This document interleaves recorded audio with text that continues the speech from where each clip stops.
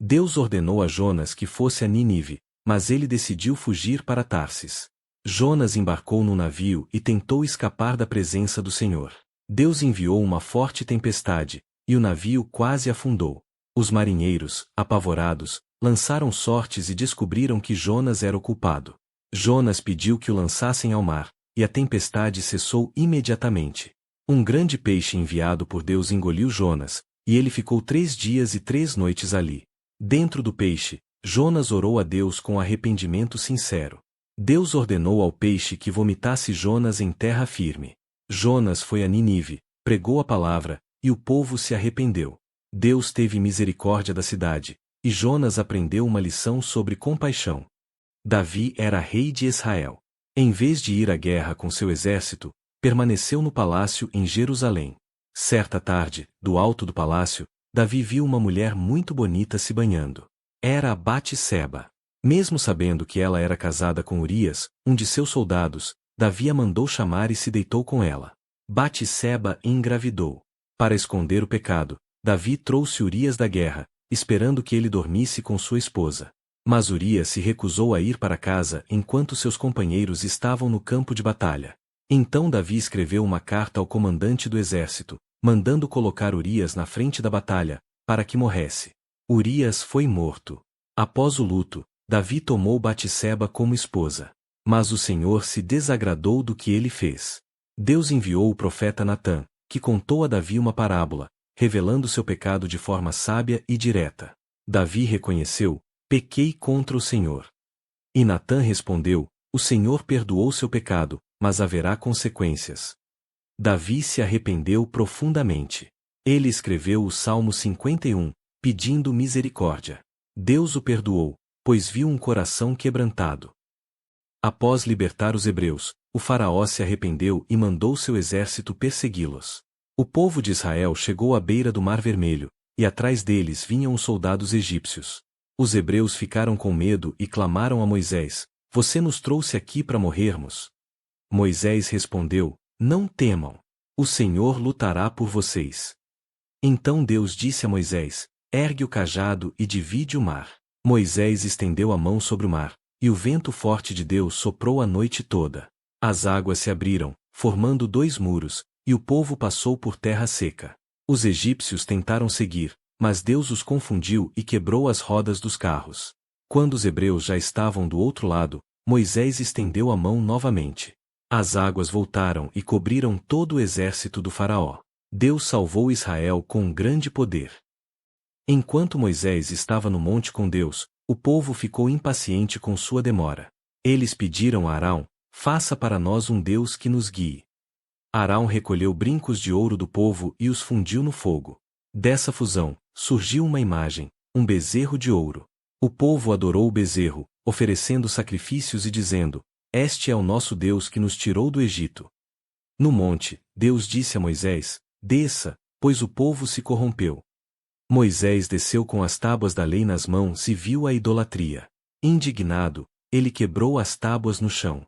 Depois, destruiu o bezerro de ouro, moendo-o até virar pó. Moisés repreendeu o povo e intercedeu diante de Deus, pedindo misericórdia. Sansão era um homem escolhido por Deus, com uma força sobrenatural que vinha de seu voto como nazireu. Ele derrotava os inimigos de Israel com facilidade, mas se envolveu com uma mulher filisteia chamada Dalila. Os líderes filisteus ofereceram prata a Dalila para descobrir o segredo da força de Sansão. Dalila insistia todos os dias, perguntando qual era o segredo de sua força. Sansão mentiu 3 vezes. Mas ela não desistiu. Com lágrimas e persistência, Dalila conseguiu que Sansão revelasse: sua força vinha de seu cabelo, que nunca havia sido cortado. Enquanto ele dormia em seu colo, Dalila chamou um homem para cortar suas tranças. Sansão acordou e tentou lutar, mas sua força havia ido embora. Os filisteus o prenderam, furaram seus olhos e o levaram cativo. Preso e cego, Sansão teve tempo para refletir. Com o tempo, seu cabelo começou a crescer novamente. Durante uma festa dos filisteus, trouxeram Sansão para zombar dele. Ele pediu a Deus forças uma última vez. Apoiando-se nas colunas do templo, Sansão as empurrou com toda sua força e derrubou tudo, derrotando mais inimigos em sua morte do que em vida. José era o filho favorito de Jacó e por isso seus irmãos o invejavam. Seu pai lhe deu uma túnica colorida especial. Os irmãos de José perceberam o favoritismo e passaram a odiá-lo, sem conseguir falar com ele em paz. Certo dia, José contou um sonho. Estávamos atando feixes no campo, e o meu se levantou, os de vocês se curvaram diante dele. Seus irmãos ficaram ainda mais irritados. Você vai reinar sobre nós. Depois, José teve outro sonho e disse: o sol, a lua e 11 estrelas se curvavam diante de mim. Jacó o repreendeu, mas guardou aquilo no coração. Os irmãos passaram a ter ainda mais inveja. Certo dia, Jacó mandou José até seus irmãos no campo. Ao vê-lo de longe, planejaram matá-lo. Eles o jogaram numa cisterna vazia e tiraram sua túnica colorida. No fim, venderam José como escravo por 20 moedas de prata para mercadores ismaelitas. Mesmo rejeitado, Deus estava com José, pois grandes planos estavam por vir. Moisés cuidava das ovelhas no deserto, perto do Monte Horebe, o monte de Deus. De repente, ele viu uma sarça em chamas, mas que não se consumia. Curioso, Moisés se aproximou para ver o que estava acontecendo. Então, Deus o chamou do meio da sarça: Moisés, Moisés. Ele respondeu: Eis-me aqui. Deus disse: Tira as sandálias dos pés, porque o lugar em que estás é santo. O Senhor revelou: Eu sou o Deus de Abraão, Isaque e Jacó. Moisés cobriu o rosto de temor, pois tinha medo de olhar para Deus. Deus disse que via o sofrimento do povo de Israel e que libertaria os hebreus do Egito. E então ordenou: Vai, Moisés. Eu te enviarei ao Faraó para libertar o meu povo.